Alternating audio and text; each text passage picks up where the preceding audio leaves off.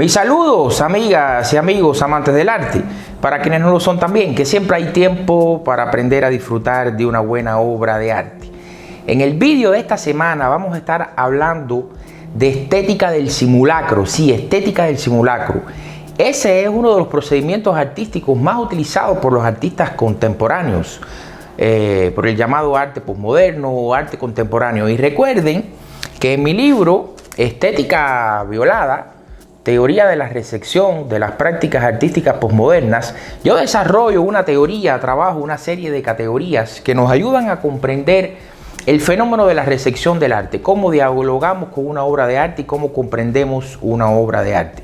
Y los procedimientos contemporáneos son bien complejos porque los artistas son muy maliciosos, los artistas crean estrategias discursivas que se vuelven muy complejas de comprender si no tenemos todos los elementos, todas las herramientas a la mano para poder interpretar las obras.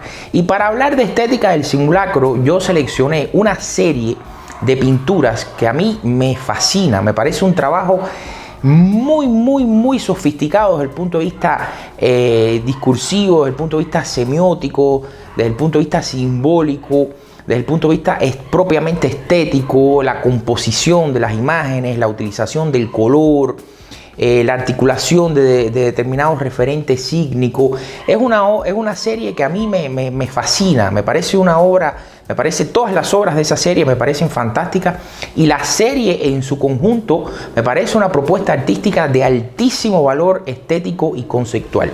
Y esa serie es de un gran diseñador y artista cubano, amigo personal, uno de mis mejores amigos, Jorge Rodríguez Díez, R10, como se le conoce en el mundo del diseño y en el mundo de las artes visuales y en el mundo de la crítica de arte y de la crítica cultural, porque R10 no solo es un excelente diseñador y un excelente artista, sino también ya está desarrollando desde hace algunos años una excelente carrera como crítico de la cultura visual contemporánea, como crítico cultural. Hoy, en el video de hoy, específicamente para hablarles de esa categoría de estética del simulacro, yo seleccioné una serie de R10 que se titula Guardianes. Están viendo algunas de las obras de esa serie Guardianes en pantalla.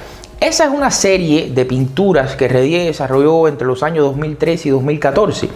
Y miren qué curioso, en esos años, quien recuerda, en esos años Cuba estaba viviendo una especie de euforia política, porque Raúl Castro había comenzado un grupo de reformas económicas, lo que se llamó los lineamientos de la política social y económica del partido o algo así, y el país estaba inmerso en un proceso de reforma y había mucha expectativa tanto dentro de Cuba. Yo me encontraba viviendo en Cuba todavía en ese momento. Había mucha expectativa dentro de Cuba, tanto como fuera de Cuba, de cuáles serían el resultado, las consecuencias para el país de ese proceso de reforma. Y ahí en el año 2014-2015 aconteció el llamado deshielo de la era Obama, donde se restauraron las relaciones diplomáticas entre Cuba y los Estados Unidos, y parecía que la situación iría a cambiar de manera muy rápida, que iría a haber una abertura económica, en fin, todo lo que sabemos que aconteció en ese momento. Y R10 hace la serie en ese contexto.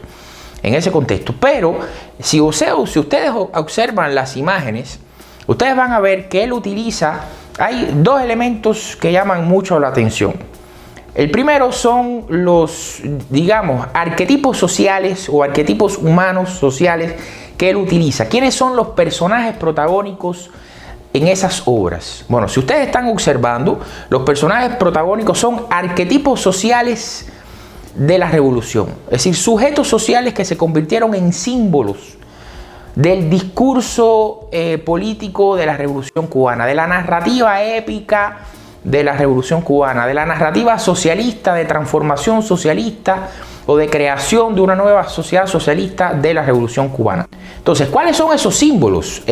Bueno, en primer lugar, los niños, los pioneros, que son el símbolo del futuro, el hombre nuevo, la nueva generación creada por la revolución, que tendría un futuro luminoso, el futuro socialista, un futuro totalmente diferente a la sociedad capitalista, desigual, donde se da una explotación del hombre por el hombre, Entonces los niños, los pioneros, los sujetos del nuevo proyecto de sociedad, pero también los rebeldes, los milicianos, los militares, pero también los constructores, los campesinos.